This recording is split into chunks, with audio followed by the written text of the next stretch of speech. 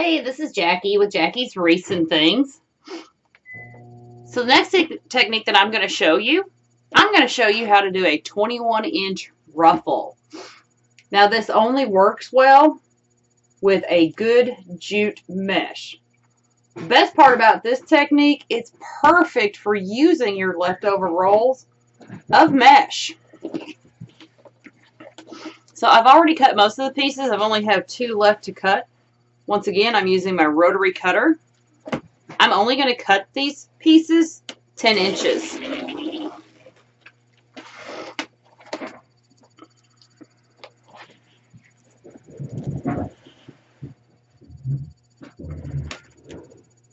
Now, if you want to, you've got 2 different colors.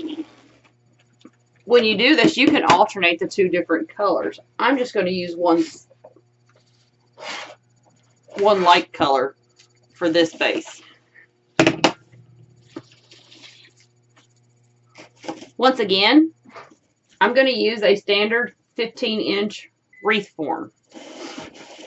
I'm going to go ahead, straighten my ties up, and once again, because we're doing a ruffle, I'm going to open up my ties as I go. Now, one of the cool things about this wreath base, I recommend it for your rustic looking stuff, any farm stuff that you might do, outdoors, woodsy, because it is going to fray a little bit, and that's okay. With those kind of wreaths, the fray is going to add a little bit of extra texture to your wreath.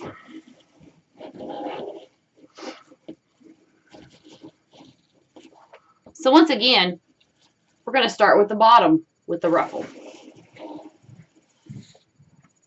We're going to take our mesh, and in this case, with this ruffle, we're going to go good edge to good edge.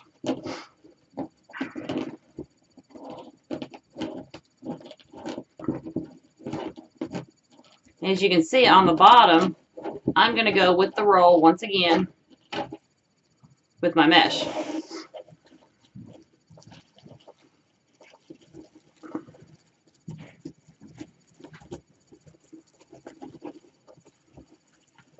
Always make sure that you put your mesh in and then tie your tie as tightly as possible.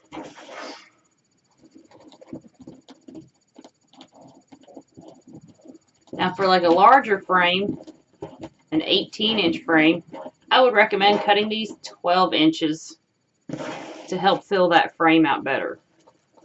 And once again, I'm intentionally going to overlap my ruffles to create that channel.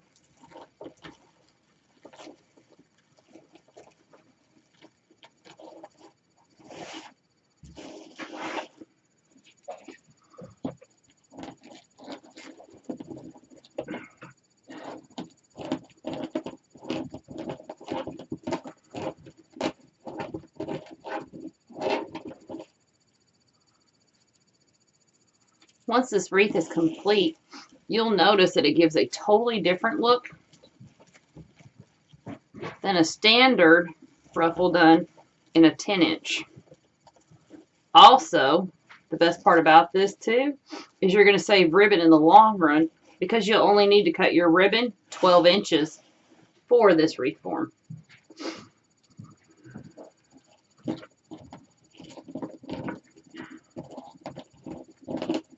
Now, if you're using a 12-inch, if you cut this 12 inches, you'll want to cut your ribbon 14 inches.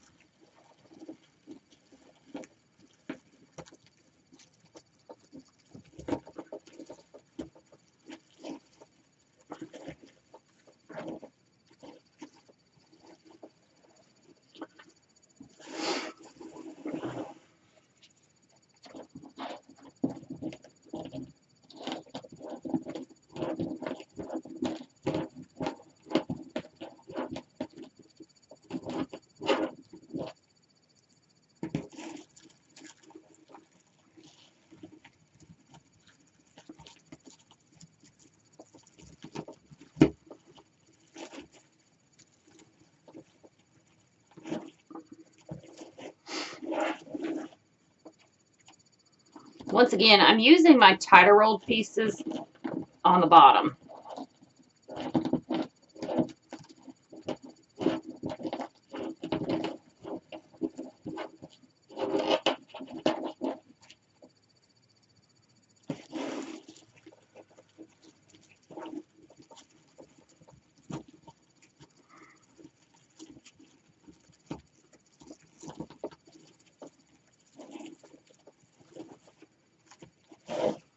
Can you already see how it's giving a different look than our standard 10-inch ruffle that we do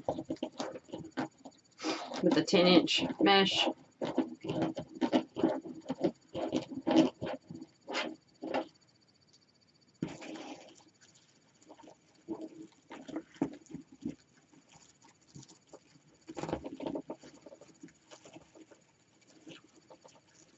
I love how it just kind of curls over.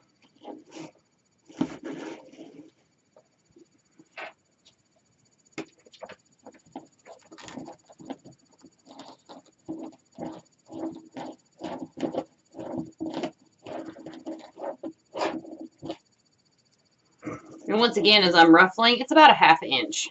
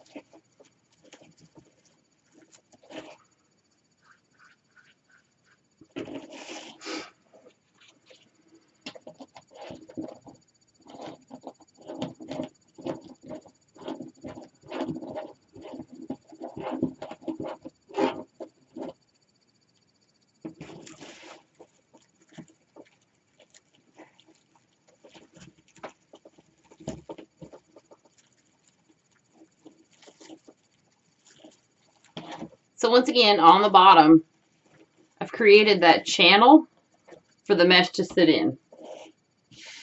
So now let's work on the top. Once again, I'm going to open my ties.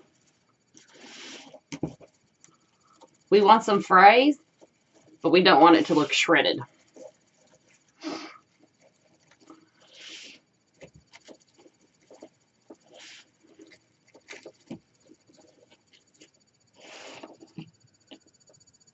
So this time, we're going to flatten the roll out. We're going to flip it over.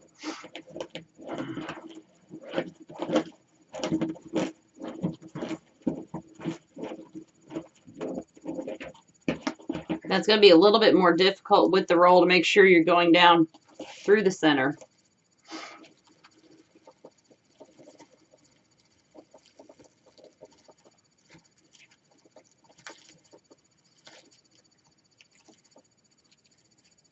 Then you're going to lay your ruffle in.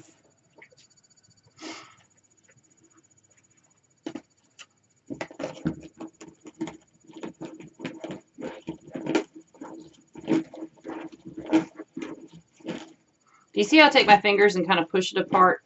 That really helps it so I can go down the center.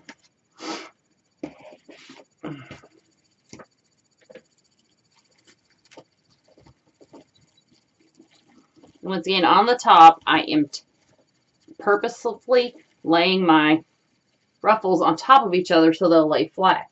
This, once again, is a perfect technique for a screen door.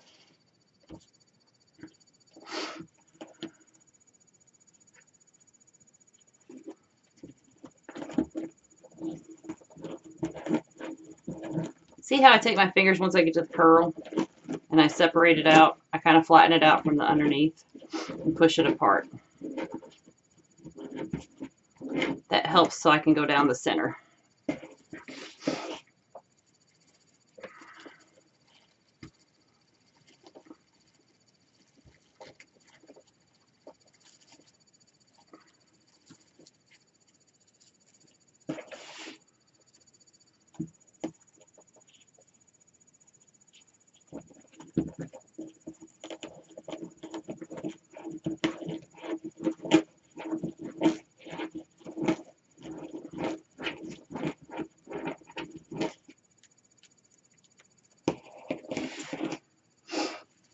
This technique will also be perfect for fall wreaths to make it look like hay and hunting wreaths. It's just, to me, it ends up giving your mesh a really good earthy look.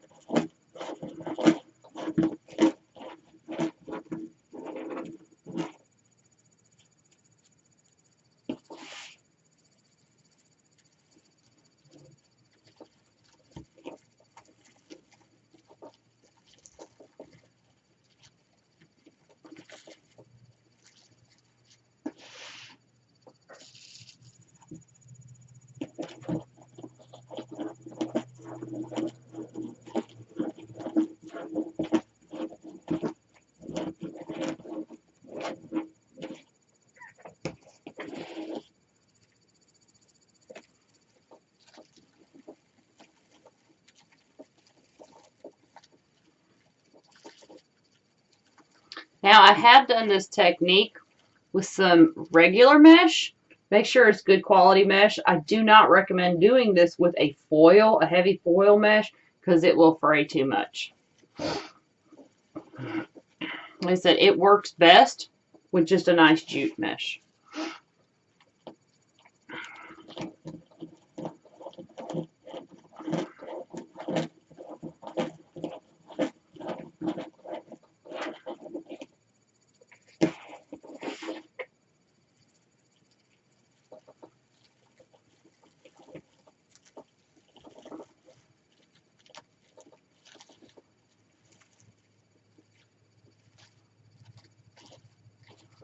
And there you have it. I love the different texture of this one, the way the mesh curls up. Your ribbon's going to lay beautifully on this. And once again, this is one that is perfect for a screen door, as it is only 4 inches. So by the time you're done with it and you add your ribbon, it'll be about 5 inches. This one is a little bit fluffier than a standard ruffle base made out of 10-inch mesh, but it's beautiful. Thank y'all so much.